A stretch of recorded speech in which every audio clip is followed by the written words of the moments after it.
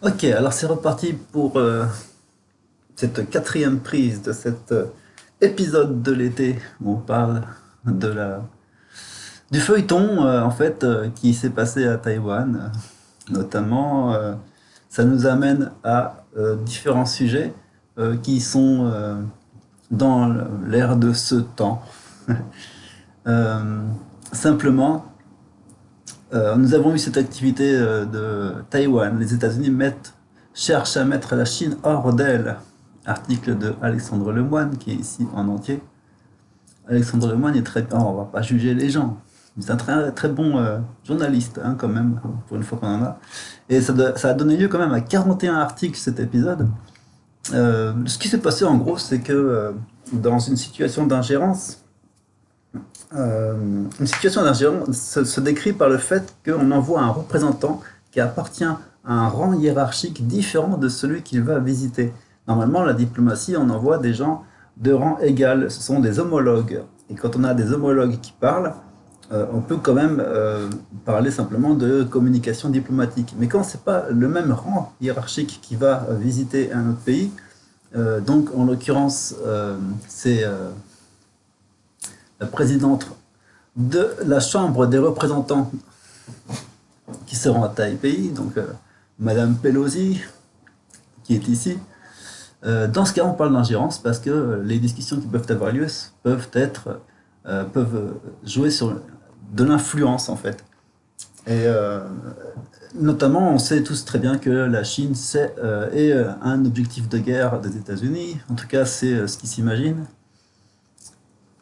Et en l'occurrence, la grande crainte était que la Chine réagisse de façon violente à cette visite. Et notamment, ils pensaient qu'ils allaient abattre son avion en vol. C'est-à-dire que les analystes occidentaux ont imaginé que les Chinois feraient ce que eux auraient fait dans cette situation. Dans cette mesure, en tout cas, ils se sont auto-dénoncés dans leur dans leur pratique de la guerre. Et c'est pas ce qui s'est passé. Il faut savoir que quand on fait des mouvements comme celui-là, ce sont des mouvements de guerre. Et les stratégies de guerre, en tout cas les mouvements de guerre, pardon, c'est mieux, sont très intéressants à étudier parce que ce sont des mouvements qui se produisent par la gestuelle et donc par le positionnement des forces de façon à pouvoir communiquer les idées simples. En général, les idées, c'est tu n'as rien à faire là, je t'aime pas, méfie-toi de cet endroit, ici c'est un accès interdit, etc. C'est toujours des communications extrêmement simples de ce genre qui servent à dire textuellement, euh, ben en fait, c'est comme des coups de semonce en fait. Un coup de semonce, typiquement, c'est le moment où on fait une action qui signifie non. C'est tout, qui fait demi-tour. Donc on s'attendait à ce genre d'action. Ce qui se passe, c'est que ça ne s'est pas produit. Le fait que ça ne se soit pas produit est en soi encore un autre acte gestuel de communication de guerre.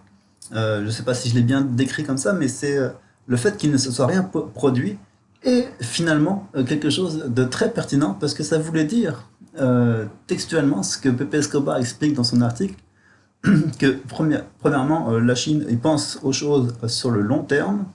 Deuxièmement, il pense que Taïwan, de toute façon, un jour ou l'autre, quand elle aura fini sa crise de nerfs, rentrera à la maison et que la Chine est sa maison et que là-dessus, il n'y a même pas à tergiverser. Mais surtout, euh, c'est pour dire euh, que si un jour il y a des hostilités qui sont déclenchées de la part de la Chine, ce sera euh, pensé par la Chine et au moment où eux, ils le décideront. Et ça, c'est très important. Donc, en ne faisant rien, ils ont euh, communiqué l'information de supériorité militaire qui consiste à dire c'est quand on veut. C'est à nous de décider quand on veut vous attaquer. Si on veut vous attaquer, on vous attaque. Il n'y a pas de problème. Mais c'est pas vous qui allez déclencher les événements. C'est et là, ils se sont mis dans rien qu'en ne faisant rien, ils se sont mis dans une position offensive, en fait. Et ça, c'est extrêmement intéressant à analyser pour la philosophie, psychologie chinoise. C'est des échecs, pas des dames. Il y a des manières d'expliquer les choses, Pepe Escobar. Mais en gros, l'idée, c'est qu'il explique dans son article, c'est surtout que il pense les choses à long terme. Et ça, c'est très important. Par contre, il y a aussi un autre point qui met en évidence, c'est comment un missile à Kaboul est connecté à une présidente de la Chambre des représentants à Taipei.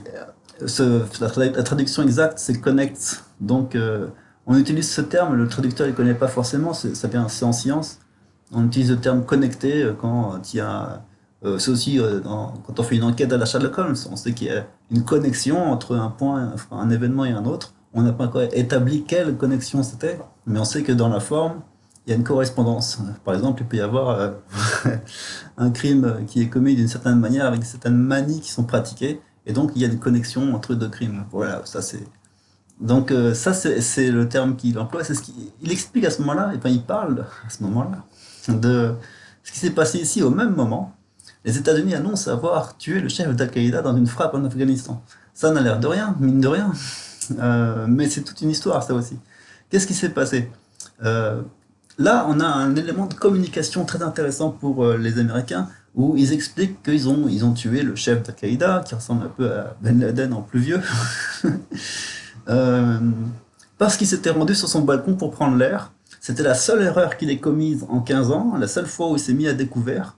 Et c'est pour dire que eux, ils étaient toujours là pour le surveiller et qu'à la première occasion, ils l'ont buté. Ça veut dire qu'ils mettent une pression en disant cachez-vous, on est très fort, on ne vous rate pas si on vous cherche. Et ça, c'est une première chose. La deuxième chose, c'est que de cette manière, ils peuvent mettre. Alors d'abord, ils ont commencé à expliquer aux gens, voilà, grâce à ça, maintenant, vous pouvez vivre en sécurité. Et finalement, ce qui est promu, c'est de dire la guerre contre le terrorisme est terminée. Ils voulaient plutôt, évidemment, ils n'auraient jamais dit, enfin évidemment, ils devraient quand même dire que c'était un échec depuis le départ, que c'était une mauvaise idée, que ça a provoqué des millions, des centaines de millions de morts. On parle de centaines de millions de morts. C'est gigantesque. Ils ont dévasté des pays, ils ont ruiné tout le monde. Tout ça pour rien, parce que même leurs objectifs qui étaient relativement cachés n'ont pas été atteints. Et ça a été un fiasco monumental qui leur a coûté une fortune colossale et qui n'a servi à rien d'autre qu'à provoquer de la misère et de la souffrance partout dans le monde.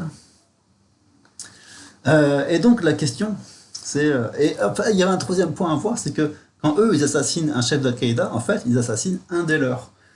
Ça, c'est aussi très important. Donc on voit aussi leur façon de penser qui est... c'est un peu ce qu'on avait vu quand Biden est allé en Arabie Saoudite. Il a apporté la tête d'un ennemi de l'Arabie Saoudite dans sa valise, comme ça, pour la poser sur la table. Il dit voilà, t'as vu, je suis un pote, je t'ai amené la tête de ton ennemi. Et ça, c'est une manière de faire très courante en fait, aux États-Unis. Évidemment, cet ennemi qu'ils rapportent, c'est un de leurs amis, donc quelqu'un qui était de leur côté, qui les payait, etc. Enfin, c'est vraiment un exercice de mafia typique. Euh, et ça, on l'a vu faire plusieurs fois. Et donc, le fait qu'ils abattent leurs propres alliés, en tout cas pour le besoin du moment en politique, c'est extrêmement courant. Et c'est pour ça qu'il ne faut pas s'allier avec les mafieux, parce que quand on est allié avec un mafieux, on est ennemi des gentils et ennemi des mafieux aussi. Euh, donc un premier article qui dit tiens, l'assassinat du chef d'Al-Qaïda ne va pas rendre vos vies plus sûres, déjà, premièrement.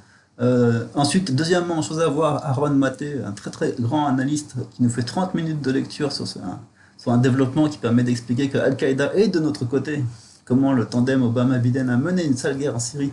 C'est-à-dire que, alors là, il y a capitalisé sur la Libye, nanana. C'était quoi? Ah oui, pour poursuivre le changement de régime en Syrie.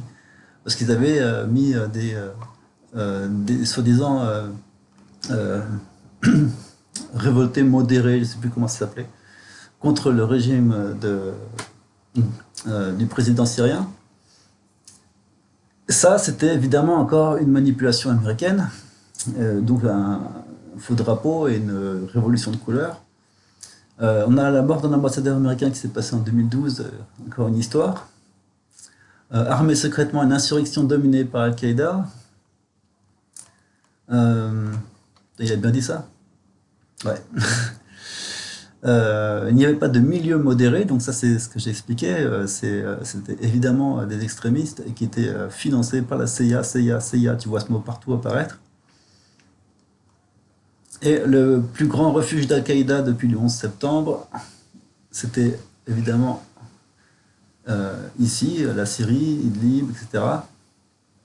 Et les États-Unis ne permettent à ISIS de prendre le pouvoir. Ça, c'était en 2014, à la même période de l'année que maintenant, c'est un anniversaire, avec une stratégie, une efficacité militaire redoutable, et des 4x4 Toyota blindés, faits sur mesure, tout neufs, des armées extrêmement puissantes et une stratégie extrêmement... euh, euh, c'est des stratégies qui sont élaborées, élaborées par informatique, par des simulations militaires de haut niveau.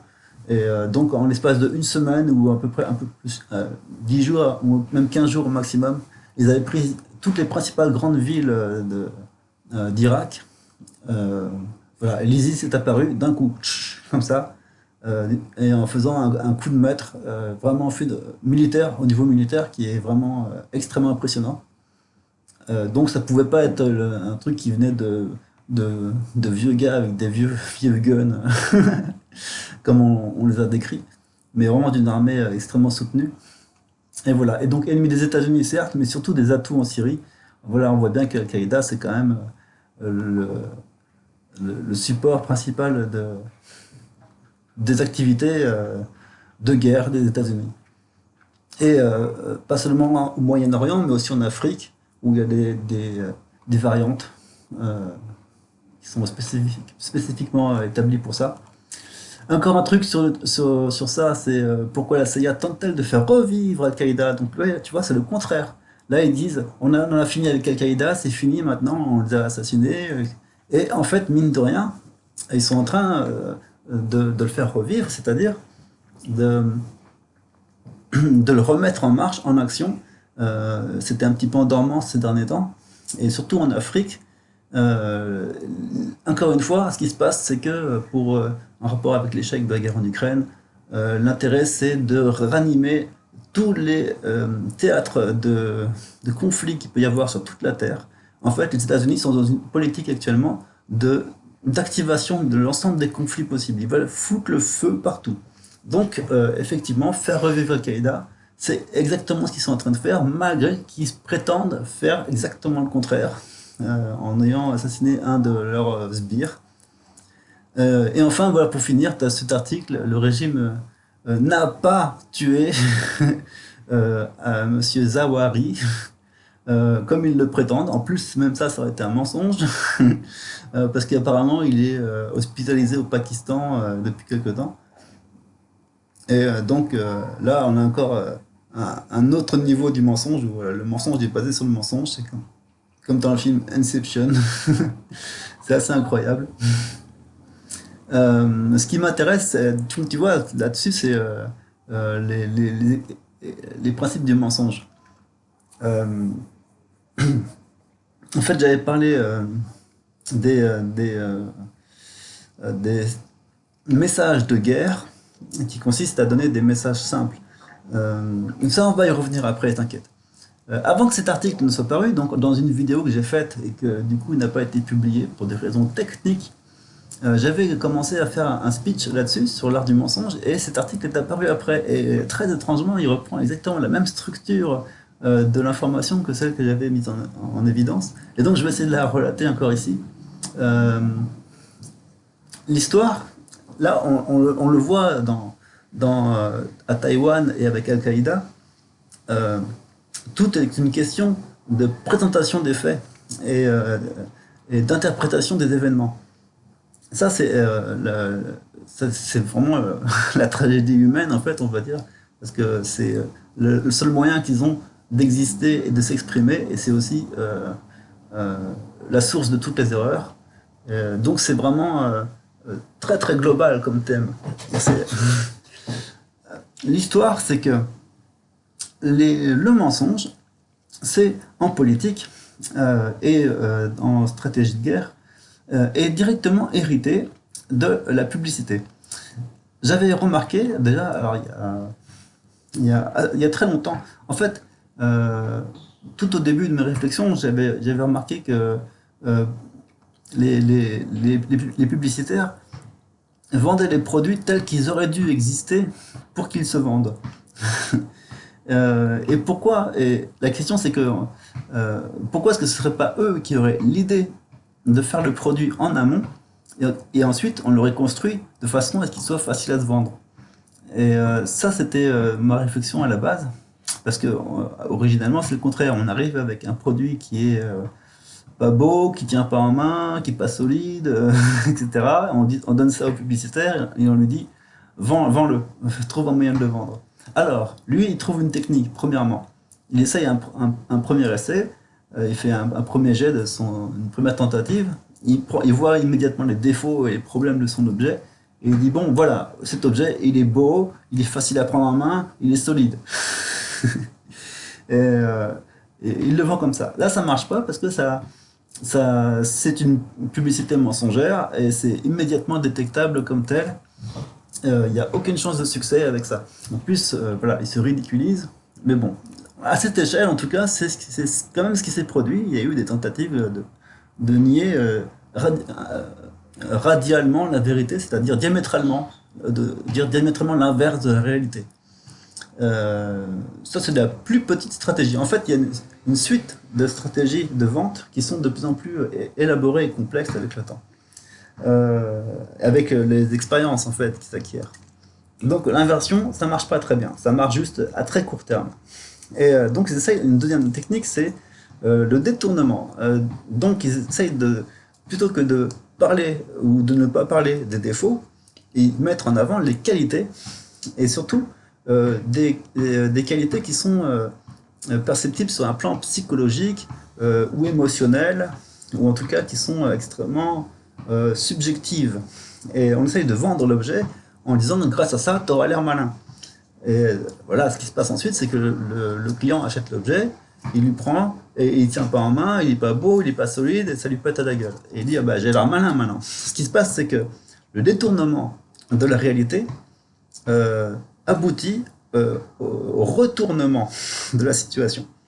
Non. À la fin, c'est peut-être moins à court terme qu'au début, qu'avec l'inversion simple, mais avec un détournement de la réalité, en essayant de vendre autre chose et en parlant d'autre chose, on finit par se prendre le contre-coup de ce qu'on a essayé de faire. Donc, au bout d'un moment, ça ne marche pas. Échec, encore. Ensuite, il y a la troisième technique, un peu plus élaborée, qui consiste à faire oublier les inconvénients.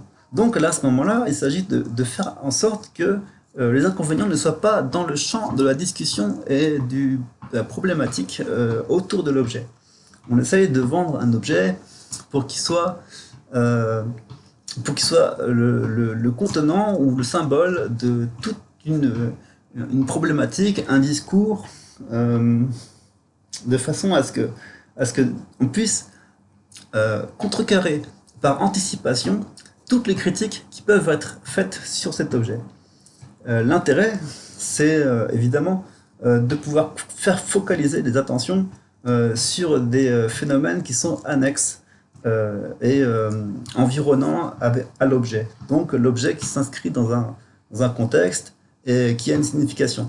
Le truc, c'est que grâce à ça, on peut faire que l'objet puisse avoir une valeur symbolique et aussi une valeur émotionnelle qui soit rattachée à des phénomènes et à des volontés, phénomènes de mode ou quelque chose dont les gens ont envie, et qui fasse dire que si quelqu'un arrive en mettant en évidence les défauts et les inconvénients de l'objet, lui, il va paraître automatiquement comme étant concurrent de tous les bienfaits qui sont vendus avec l'objet. Donc on va automatiquement l'associer à un ennemi de ce qui est bon dans cet objet et de ce qui a été associé à cet objet.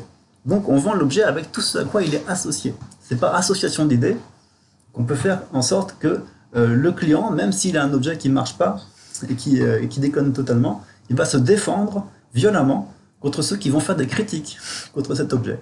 en disant mais toi t'es pas du tout dans notre bord, t'es pas du tout, tu t'es un rétrograde, etc.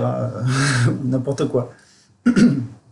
Ça c'est donc la technique de la construction d'un environnement par association d'idées, qui permet de contrer par anticipation les critiques qui peuvent être faites. Ça c'est encore une stratégie, c'est une des plus élaborées. Ça va avec la désinformation du coup. Euh, mais la désinformation, en fait, elle est faite comme ça. Elle consiste à construire un cadre autour de l'information. De sorte que arrive la quatrième étape la plus élaborée du mensonge, fabriquer une narration, comme précédemment, mais de façon relativement éloignée avec l'objet, de sorte que qu'on puisse aller jusqu'à donner la description claire, nette, franche et sincère de la réalité, et donc communiquer des informations qui sont la vérité, mais que seuls ceux qui ont une culture suffisante, une compréhension globale, une connaissance en géopolitique, une connaissance en histoire, qui comprennent les références, ceux qui sont des vrais spécialistes sur la question, quand ils vont entendre l'information brute donnée telle qu'elle, ils vont avoir rien à redire à ce qui est dit, parce que c'est dit de façon exactement comme eux l'auraient dit. Et c'est parfaitement cohérent. Ils pourront même dire, mais ils l'ont dit pourtant à la télé. Et les gens ne l'auront pas entendu. Pourquoi ils ne l'auront pas entendu? Parce que juste avant, ils ont fait d'autres informations. Il y a énormément d'informations qui sont de moindre importance, sans aucun intérêt, de la publi-information. Il y a une sorte de, pas de discipline, mais de constance dans des mensonges et dans une propagande, par exemple, comme sur certaines chaînes, des propagandes d'extrême droite permanentes. Et dans ce cadre, donner cette information réelle, sans aucune déformation, est suffisante pour celui qui n'a pas la culture suffisante, pour celui qui n'a pas la compréhension des événements, et pour celui qui s'attend à ce moment-là à entendre encore toujours le même discours que précédemment, donc par imprégnation, il va entendre autre chose que ce qui est dit. Et uniquement en modulant légèrement l'intonation de la voix, ou uniquement en plaçant l'information entre deux autres, et en lui donnant une attention qui est limitée à quelques minutes ou quelques secondes par rapport au reste, et avec le chronométrage que dure cette information, ou comment elle est positionnée par rapport au reste, ça suffit pour que la plupart des gens n'entendent pas ce qui est dit textuellement et ne comprennent pas ce qui est dit textuellement. Pardon. Le truc, c'est que la façon dont les gens vont interpréter les choses n'est pas fortuite, elle est construite.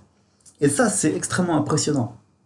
Parce que ce que va retenir l'auditeur, le lecteur moyen, c'est que, comme d'habitude, ce en quoi il croit, ce qu'on lui a dit depuis le début et ce qui était totalement admis de façon dogmatique, est encore une fois prouvé par les faits. Et les faits sont prouvés, et tout le monde est d'accord pour dire que ces faits sont prouvés, sont réels et sont la vérité. Donc à un moment donné, grâce à une construction sophistiquée de la narration, on n'a plus qu'à donner la vérité telle qu'elle, et c'est le travail d'interprétation des lecteurs et des auditeurs qui va faire le travail des informations eux-mêmes. Et ça, c'est génial. Vraiment, c'est extrêmement sophistiqué et perfide. Et donc, comme je dis, ça se joue uniquement sur le ton de la voix ou une intonation sur une lettre, sur un mot, sur une phrase. Et ça suffit à dénigrer une expression. Et donc, pour pouvoir dire, voilà, telle personne a découvert que le Covid n'existait pas, point. Ils mettent ça au milieu du reste, et tout le monde va entendre, oh là là, encore un de ces foireux, ils ont raison de le critiquer. Alors que c'est pas ce qui est dit, mais c'est ce que les gens vont interpréter, parce que le reste du contexte l'emmène dans cette interprétation. Voilà ce que je voulais dire sur ce sujet. Et donc tu as Batsushka qui arrive ici, l'auteur de Sakerblog. Enfin, depuis que Andriy est revenu de sa maladie, il est guéri maintenant, C'est lui qui avait pris la relève entre-temps. Recteur orthodoxe russe d'une très grande paroisse en Europe. Il a servi dans de nombreux pays d'Europe occidentale, a vécu en Russie, en Ukraine, a travaillé comme conférencier en histoire et en politique russe et européenne. Donc c'est quelqu'un qui est sacrément cultivé.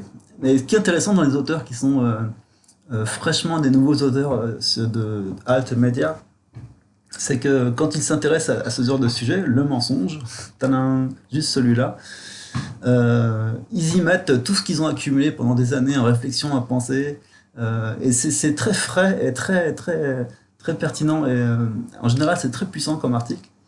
Parce qu'après, quand il va continuer avec les années à parler de ça, ça va être plus difficile et il va faire que d'apporter des nouvelles choses. Il va considérer que ce qu'il a dit précédemment n'a plus à être redit.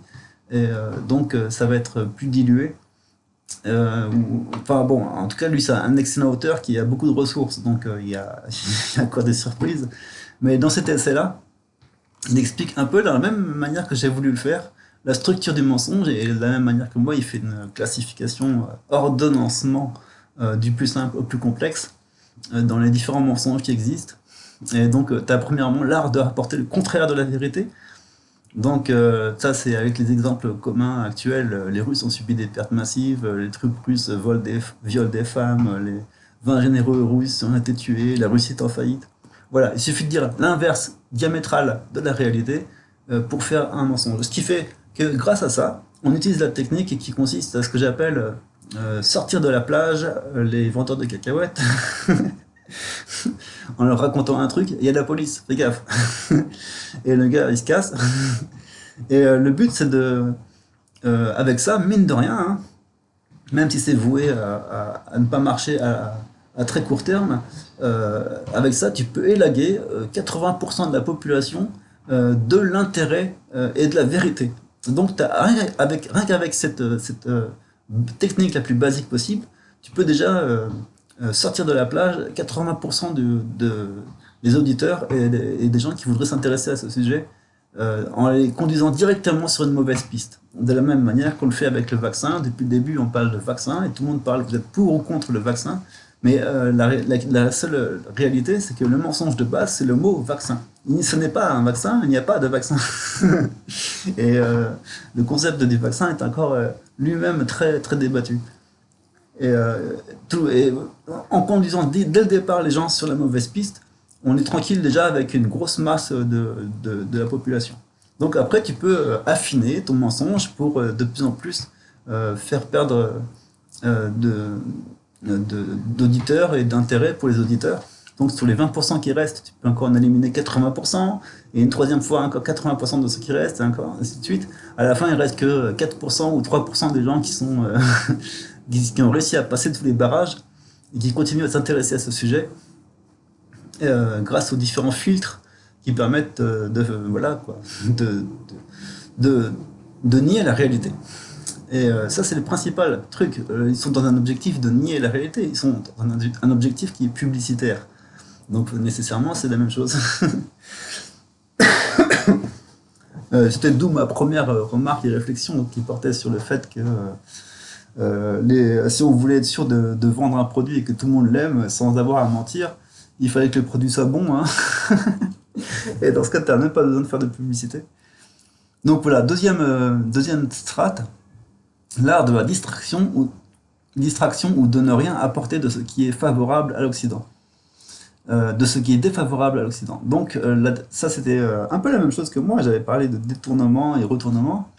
L'art de la distraction, vous entendrez très rarement parler des victoires russes, etc. Ça, c'est-à-dire qu'on élague les choses qui peuvent gêner la construction du discours.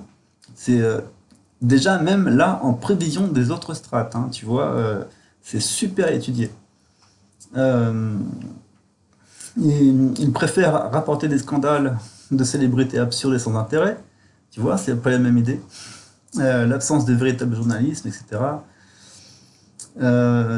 Ou alors, quand il balance une vraie information, il rajoute juste après la mention ceci n'a pas été vérifié de manière indépendante. Là, c'est la timidité. Donc, voilà, pour relativiser ce qui peut éventuellement être pertinent. Donc ils enlèvent la pertinence de ce qui est intéressant. Et par contre, ils ajoutent énormément d'attention à ce qui ne l'est pas. Il s'agit d'une tentative de discrédit de la déclaration, indépendamment de la vérité, etc. Et la troisième strate, l'art de salir vos ennemis. Alors là, c'est déjà dans la construction de la narration, et dans la construction des, comment ça s'appelle, des liens qui peuvent être établis entre les choses. Donc c'est important d'établir des connexions, des associations d'idées en fait. Et déjà, on commence à penser en termes de construction des associations d'idées. C'est parce que c'est de la programmation mentale, c'est du conditionnement. Et le but, c'est que lorsqu'on dit un mot, ça déclenche automatiquement, par conditionnement, l'ensemble des idées qui ont été associées dans ce bricolage mental qu'on appelle l'ingénierie sociale, en fait.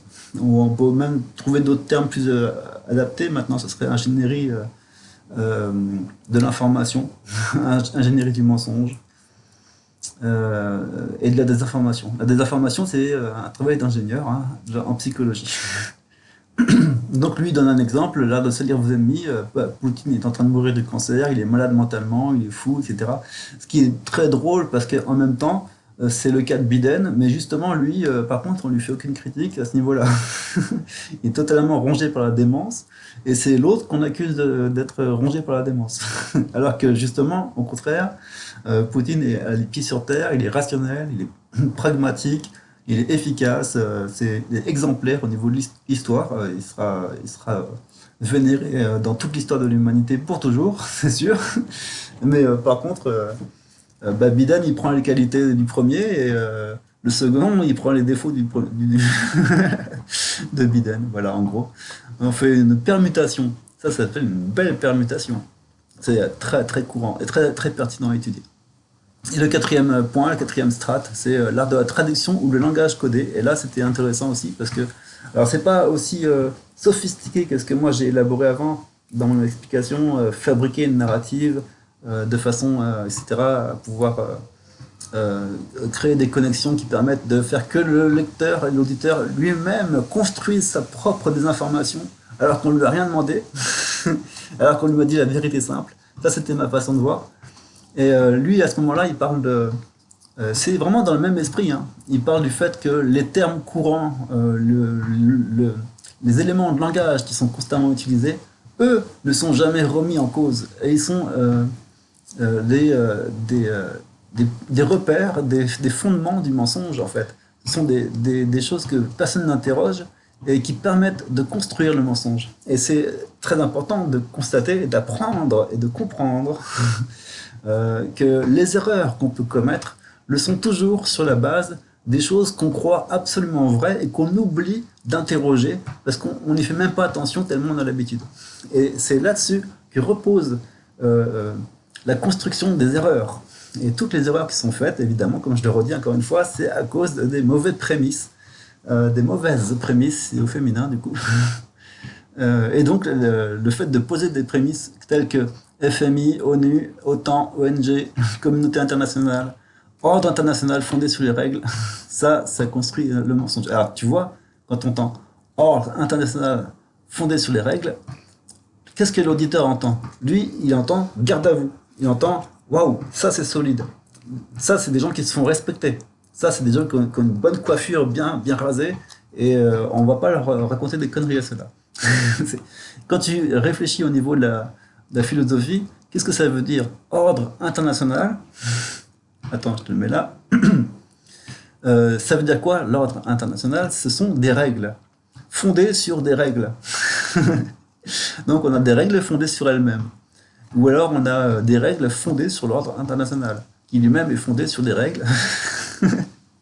C'est en fait une tautologie. C'est une tautologie, cette expression.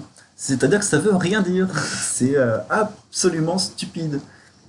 Et c'est une très très très judicieuse construction de la réalité, parce que il n'y a même pas de mensonge dans l'explication de l'ordre international fondé sur les règles. Les règles de qui? De l'ordre international.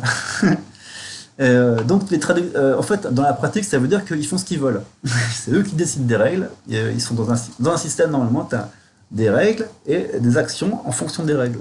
Mais si tu peux modifier les règles, tu peux, sans avoir à modifier tes actions, changer le sens qu'elles ont et leur portée. Et quand tes actions sont insuffisantes à cause des règles, il suffit de changer les règles. Ça, c'est vraiment pour ça qu'il y a des lobbies qui sont là pour faire changer les lois et ainsi de suite. Le but, c'est quand même de tricher. C'est de la triche, triche, triche, triche. C'est très important de comprendre ce principe de triche sur un système. Dans un système, si tu modifies les règles, tu triches. Tu changes le jeu. Lui, il a des traductions pour ce terme, c'est les règles néo-nazies imposées par les menaces occidentales à la grande majorité du monde. C'est une transposition parfaitement correcte de l'ordre international fondé sur les règles. Tu as un autre auteur qui a fait, ça veut dire l'ordre international fondé sur les bombes. Lui, il était très bon aussi, tu vois. Je peux te le trouver quelque part. Attends, je sais pas si on l'a ici. Fondé sur les bombes. Ou peut-être que c'est pas le mot bombe ou un truc comme ça, mais ah non, c'était pas ça.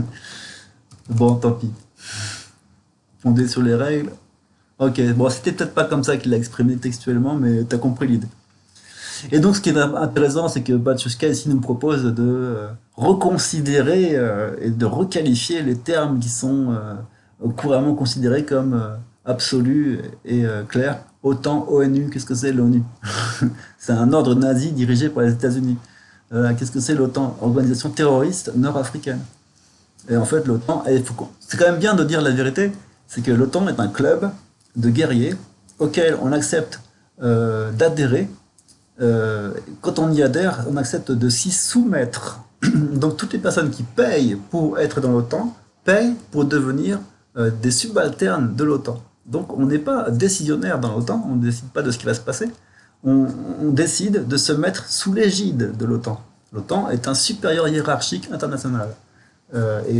Donc y contribuer, ce n'est pas du tout y contribuer, c'est s'y soumettre. C'est donc exécuter les ordres qui sont donnés.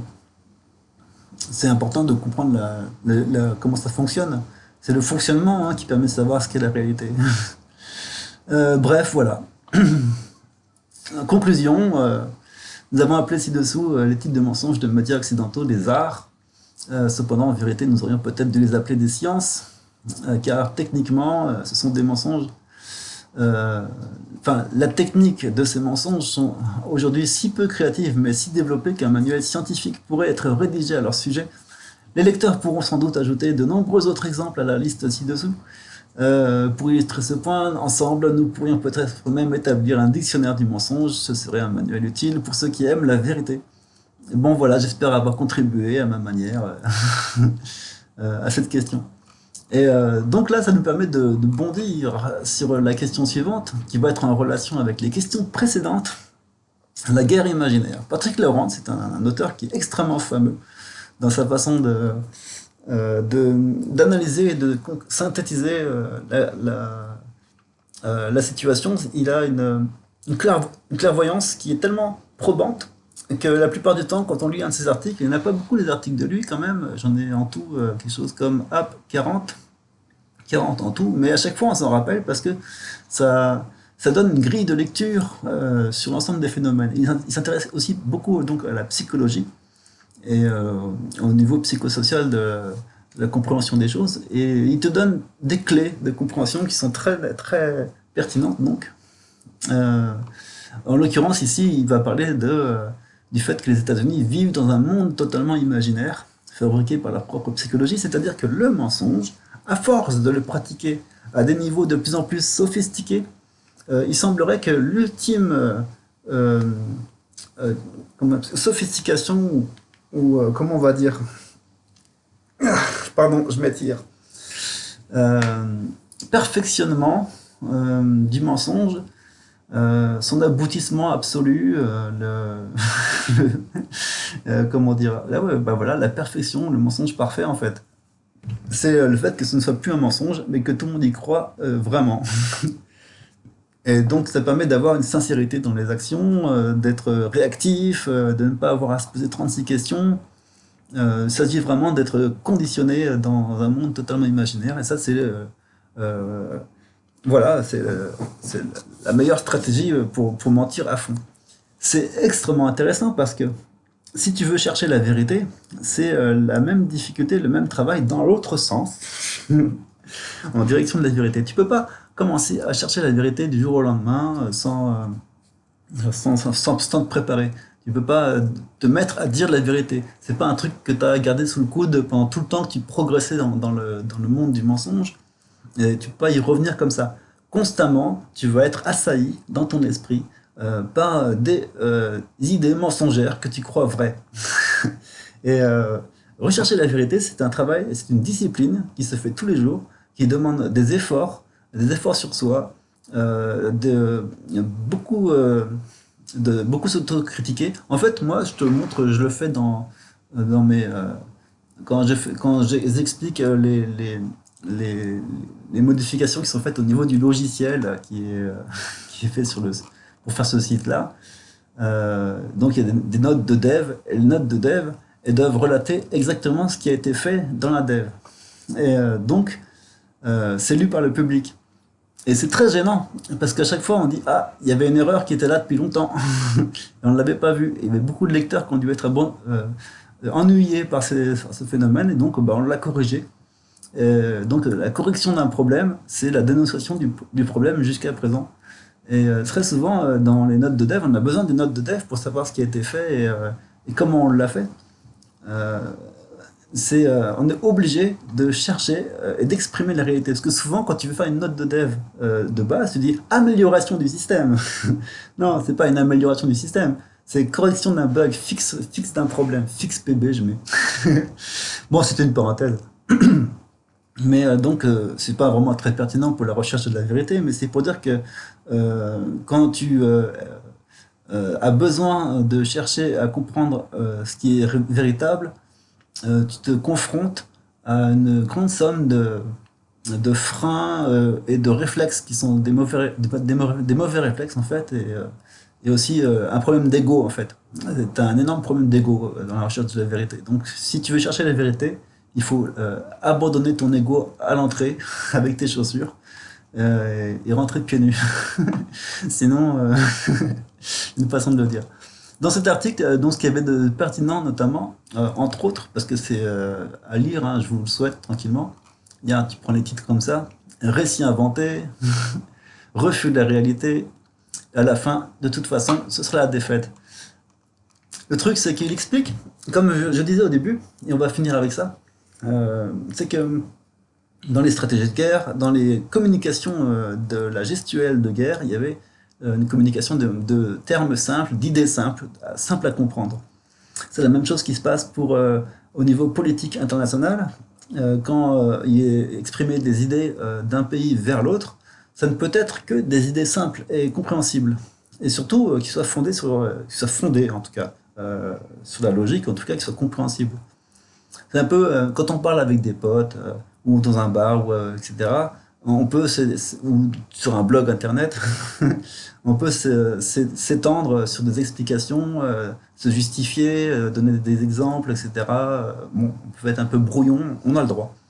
Si tu veux parler à 1000 personnes, une centaine de personnes ou des milliers de personnes devant toi, en réel, en physique, tu vas plutôt te concentrer sur des idées génériques, des choses qui parlent au cœur, qui parlent à l'esprit, qui font que les gens puissent réagir de façon univoque, comment on va dire, où il y a un terme pour ça, je ne sais plus. Les gens vont réagir d'un bloc, comme un seul homme. Donc on s'adresse à la population en faisant, non pas abstraction de toutes les différences de chacun, mais en faisant en sorte que ce dont on parle à ce moment-là ne fait pas intervenir les différences de chacun. Ce sont des choses qui sont tellement communes à tout le monde et tellement vraies et simples que les gens peuvent raisonner avec ça et peuvent renvoyer la sensation que ça produit, ils peuvent l'amplifier en fait, le phénomène émotionnel. Et quand tu parles au niveau international et en politique, c'est comme les stratégies de guerre. En stratégie, tu fais de la gestuelle, et en politique, tu donnes des termes et des explications. Ce qu'a fait Poutine, c'est ce qu'explique donc notre ami ici dans cet article, c'est à propos du refus de la réalité, c'est que Poutine a déclenché ces événements, opérations militaires spéciales, euh, sur la base de deux objectifs clairement énoncés, démilitarisation et dénazification. Alors, ce qu'il faut comprendre, les deux peuvent être associés en un seul terme, c'est la neutralisation. Là encore, il faut comprendre. En général, dans l'armée, quand on dit neutralisation, on dit tuer. Et quand on dit dénazification, on dit tuer. Et quand on dit démilitarisation, on dit tuer. Donc la traduction occidentale de ce que Poutine veut faire, c'est tuer tout le monde. Euh, Là, c'est parce que on vit dans une espèce de mensonge et de bulle d'illusion de la réalité, ou en tout cas, on fait pas attention. Ce qui se passe, c'est que la neutralisation, c'est le fait de rendre un pays neutre, comme l'est la Suisse, et donc un pays pacifique. C'est donc de rendre pacifié, en fait. La démilitarisation, c'est le fait de faire sortir l'OTAN et donc de contrecarrer l'ingérence des États-Unis dans l'Ukraine. Donc c'est ça la démilitarisation, c'est le fait que le pays soit devenu un subalterne de l'OTAN, et ça, c'est pas acceptable. Mais bon, à la limite, il n'a pas à s'occuper de ça, c'est de l'ingérence. Mais puisque, on va voir après pourquoi, puisque les règles sont perturbées à cause de ça, il a une légitimité pour agir. Et donc, il a une légitimité pour briser très légèrement la non-ingérence. Euh, le terme de dénazification, c'était le fait que... tiens, est-ce qu'il en parle, lui?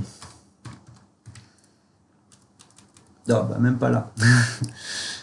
Bon, l'idée était venue en lisant. Mais c'était le fait que la dénazification, c'est ce qu'on a fait après la Seconde Guerre mondiale aux personnes qui étaient dans les écoles d'endoctrinement nazi. Il a fallu leur remettre l'esprit et la tête à l'endroit. Et donc, il a fallu leur donner une nouvelle éducation, une nouvelle vision du monde. Et le but, c'était parfaitement social, humanitaire, de sauver ces gens qui étaient nés et endoctrinés dans une mentalité qui était destructrice pour eux et pour les autres. Et donc, ces gens allaient devenir des nuisances pour le monde et pour leur environnement. Et le but, c'était de le rééduquer. Donc, la dénazification, ça peut être associé à rééducation. C'est aussi un acte pacifique. Et ensuite, dans ses explications, avec des interviews et des entretiens, Poutine a expliqué aux gens ce qui fondait légitimement son action. Et là, il a parlé de l'architecture de sécurité, qui consiste à dire on ne peut pas garantir la sécurité d'un pays si c'est au détriment de celle d'un autre. Et ça, c'est un élément de la réciprocité qui est associé à l'éthique. Et c'est aussi très textuellement ce qui est décrit dans le droit international. Et donc, c'est parfaitement légal et légiféré. On ne peut pas augmenter sa sécurité si c'est au détriment des autres. Et ça, c'est ce qui fonde son action. Donc, en fait, ce qu'il expliquait, Laurence, dans cet article, c'est que ce que Poutine a dit, et ce qu'il a dit au monde, et ce qu'il a dit aux États-Unis, c'est que 1 plus 1 égale 2. On a une logique. On a une logique qui est claire et nette. Il a juste dit 1 plus 1 égale 2. Et tant que vous continuez à nier que 1 plus 1 égale 2, ce sera la guerre. Et c'est ça, le refus de la réalité. Tu comprends mieux maintenant. Donc le refus de la réalité est celui du refus des mathématiques.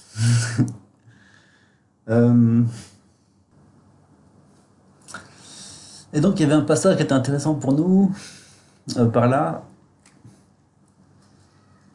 Voilà, alors son article s'est basé énormément sur ce qui se passe dans l'actualité de la grande presse mainstream américaine, comme le Times, le Team, où vraiment, alors ça, il y avait des trucs à dire là-dessus, mais dans la catégorie des gens qui... tiens, je te fais un aparté. La catégorie des médias et des marques, des grandes marques qui se sont mouillées en faveur de la guerre du nazisme, en faveur du nazisme, littéralement. Je veux dire que quand une grande marque essaye de changer de cible de clients, par exemple, ils passent des femmes aux hommes pour un produit qui est habituellement destiné aux femmes, s'ils veulent le destiner après aux hommes, ils ne peuvent pas le faire sur la même comment dire, sur les mêmes médias et de la même manière et sur les mêmes supports que précédemment. Ils sont obligés de créer des nouveaux supports, de créer des nouveaux médias, etc. Rien que pour changer de cible d'un même produit. Ça, c'est une chose. Maintenant, imagine ce qui va se passer quand le grand retournement aura lieu, parce que c'est sûr qu'il est en train d'arriver, où il faudra retourner sa veste. Des journaux comme le Team et toutes les grandes presses, qu'est-ce qu'ils peuvent faire? Ils peuvent pas changer de support, ils vont changer de mise en page, ils vont changer de directeur, de rédaction, ils vont changer le nom de leur magazine. Ils vont faire comment pour survivre à ça? Ils n'ont aucune chance. Et ils n'hésitent pas pourtant à se mouiller à fond dans le mensonge d'une manière ignoble, absolument incompréhensible. Ça, c'est aussi c'est partie des choses qu'il remarque et qu'il dénonce. Mais là, il parle d'un point particulier qui va nous rappeler ce que j'ai expliqué précédemment. Le reportage spécial du Team repose sur les formules comme les récits des témoins et d'autres preuves au hasard qui ne sont pas citées, mais on en a plein des preuves, mais on ne te dit pas lesquelles. Et des milliers de morts présumées. Donc présumées, on présume, hein. Ça suffit. Les preuves, il faut le noter, proviennent presque entièrement d'officiels ukrainiens, tout comme la plus grande part de ce qui publie le Team. Et donc il y a la grande citation, à un moment donné, il dit « On tue des gens au hasard, d'un seul coup, sans rime ni raison ». Je ne sais pas ce qui c'est rime, il a dû y avoir un truc.